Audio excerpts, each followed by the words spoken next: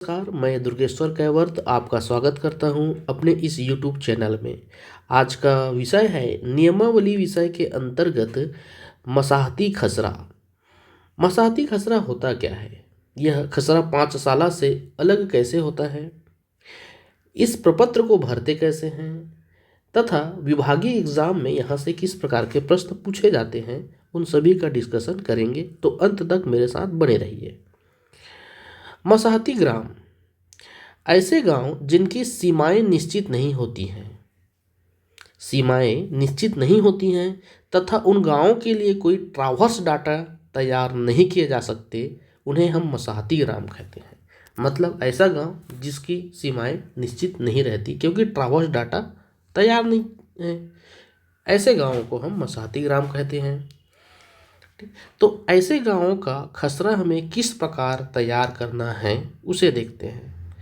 तो खसरे में इसमें किस प्रकार की भूमि दर्ज की जाएंगी, तो सबसे पहला रहता है खाते की भूमि। खाते की भूमि की एंट्री करना है जिसका पर्टिकुलर कोई भूस्वामी होगा। ऐसे भूमि होंगे जिन्हें भूमापन क्रमांक दे दिए गए हों, उस प्रकार की मान लो भूमापन क्रमांक 2 है, 3 है। ऐसे भी भूमि होंगे जिसे किसी विशेष प्रयोजन के लिए सुरक्षित किए जाने हेतु कोई नाम दिया गया रहेगा। ठीक, तो इस प्रकार की समस्त भूमि को इसमें उल्लेखित करना है। ध्यान रखना है कि ये जो खसरा है इसमें गैर खाते की भूमि पर ली गई फसल की प्रविष्टि हेतु कोई खना नहीं है। जैसे खसरा 5 साल में था, ठीक वैसी खसरा 5 साल आगे खंड 2 के 10वां में था गैर खाते की भूमि पर ली गई फसल की एंट्री, यहाँ उस प्रकार का कोई खाना नहीं है। ठीक, अब आगे देखते हैं खाना नंबर 1। चलिए भरना स्टार्ट करते हैं। खाने नंबर 1 में ग्राम के उस भाग का नाम रहेगा जहाँ खेत स्थित हो। जहाँ खेत स्थित हो उस भाग का यहाँ नाम रहेगा खाना नंबर 1 में। ध्यान रखना है कि प्रत्येक खेत में अंतर करने के लिए, ठीक है, चूंकि कुछ खेत ऐसे रहेंगे जिनका अपने को क्रमांक नहीं, भूमापन क्रमांक नहीं रहेगा, क्योंकि भूमापन हुआ नहीं है तो क्रमांक भी नहीं रहेगा। इसीलिए ये जो प्रत्येक खेत है उसमें अंतर करने के लिए गांव के उस भाग का नाम रहेगा जहां वह खेत स्थिर हो। जैसे खार, हार, चख या तर्फ, इस प्रकार से नाम दिए जाएंगे। जैसे ये क्या है, खार में है, ये भूमि खार में है, इसका मान लो नाम नहीं है तो ठीक। इस प्रकार से प्रत्येक खेत में अंतर करने के लिए कोई ना कोई उसका नाम दिया जाना चाहिए। ठीक, जैसे गांव के उस भाग में संबंधित हार, खार, चक या तर्फ जिसमें वह स्थित हो। दूसरा, खेत के नाम संबंधी ब्यौरे प्रविष्ट किए जाना चाहिए। यदि मान लीजिए इस खेत का कोई नाम नहीं है तो पटवारी उसका कोई ना कोई नाम देगा। ठीक है,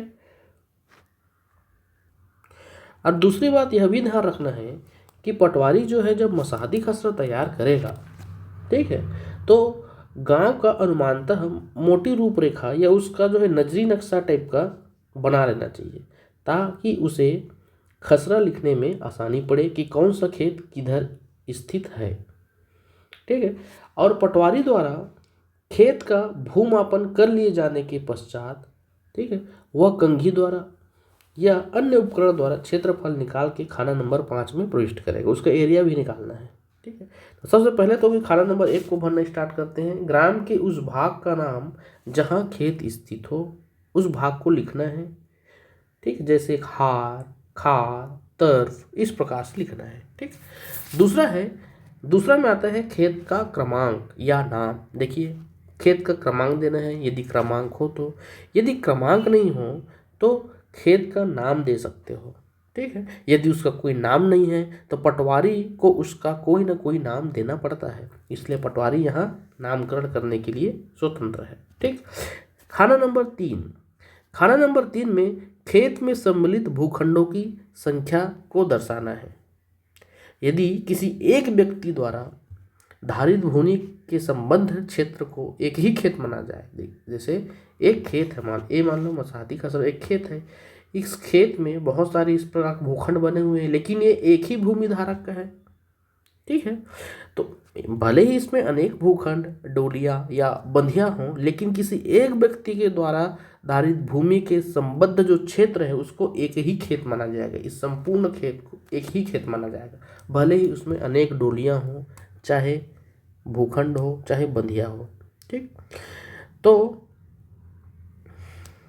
इस प्रकार से इसको देखना है, उसको एक ही खेत माना जाएगा। तो खेत में भूखंडों की संख्या को यहाँ 3 में डालना है। अगला है कब्जेदार का नाम, पिता का नाम और निवास स्थान, तत्संबंधी अधिकार, राजस्व और लगान। इसको खाना नंबर 4 में लिखना है। क्या क्या डाटा रहेगा?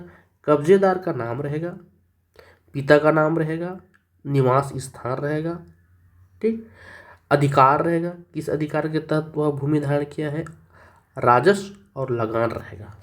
ये खाना नंबर 4 में रहेगा। यह भी एग्जाम में पूछा जाता है कि लगान का विवरण रहता है कि नहीं रहता है, यहाँ रहता है।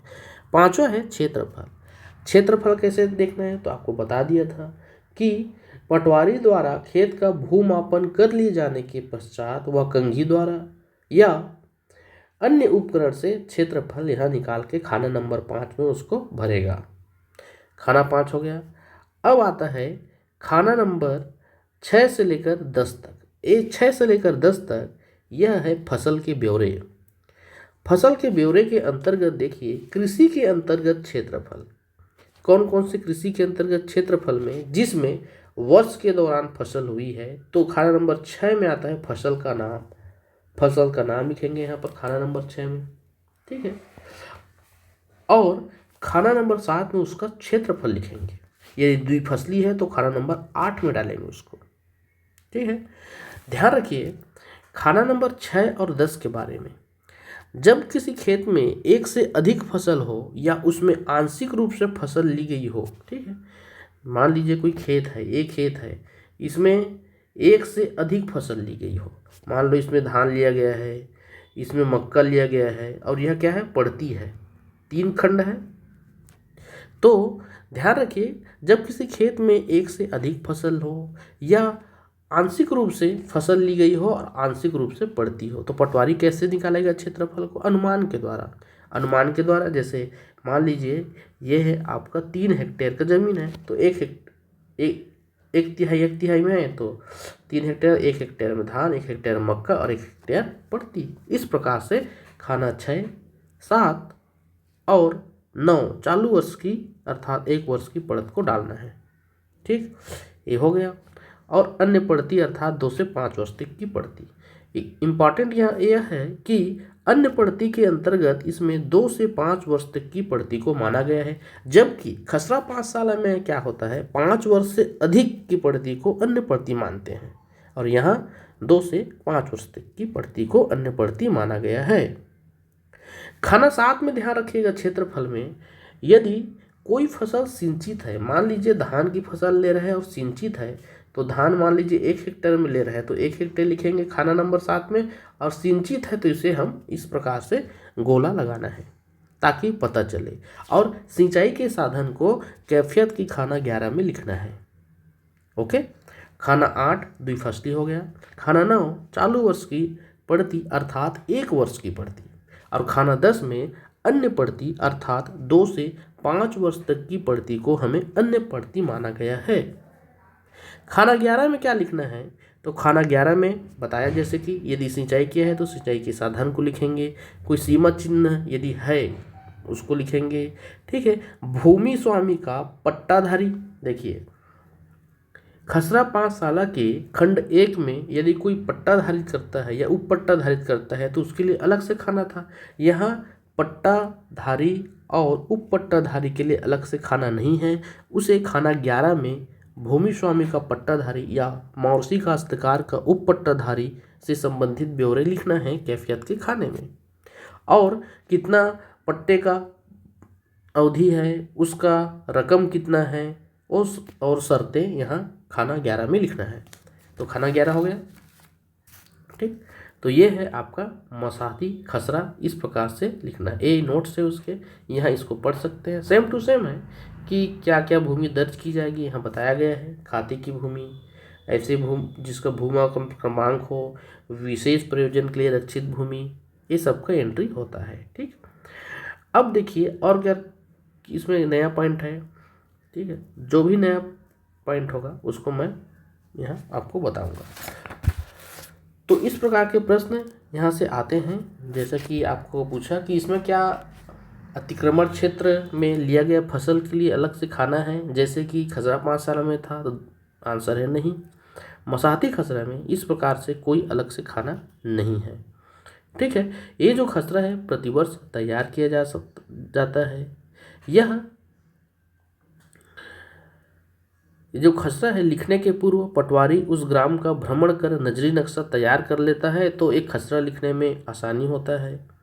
ठीक, और क्या है कि इसमें 5 वर्ष से अधिक अवधि की पड़त भूमि को विवरण अलग से नहीं है, यानी 5 वर्ष से अधिक अवधि की पड़त भूमि का विवरण दर्ज करने हेतु पृथक खाना नहीं होता।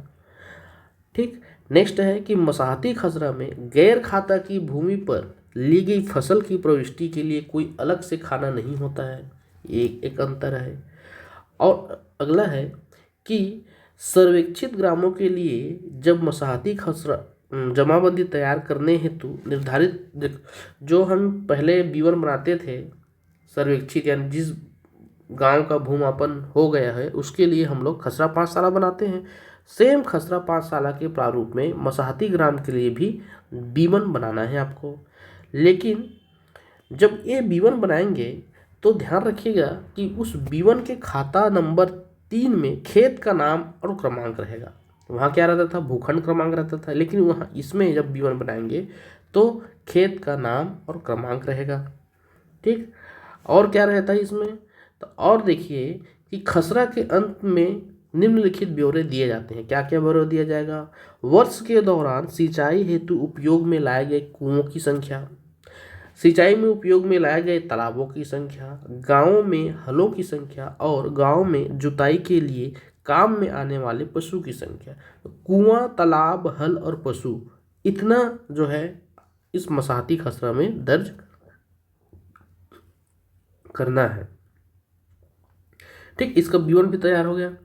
बीवन तैयार होने के बाद मिलान खसरा बनता है मसाहती ग्राम के लिए।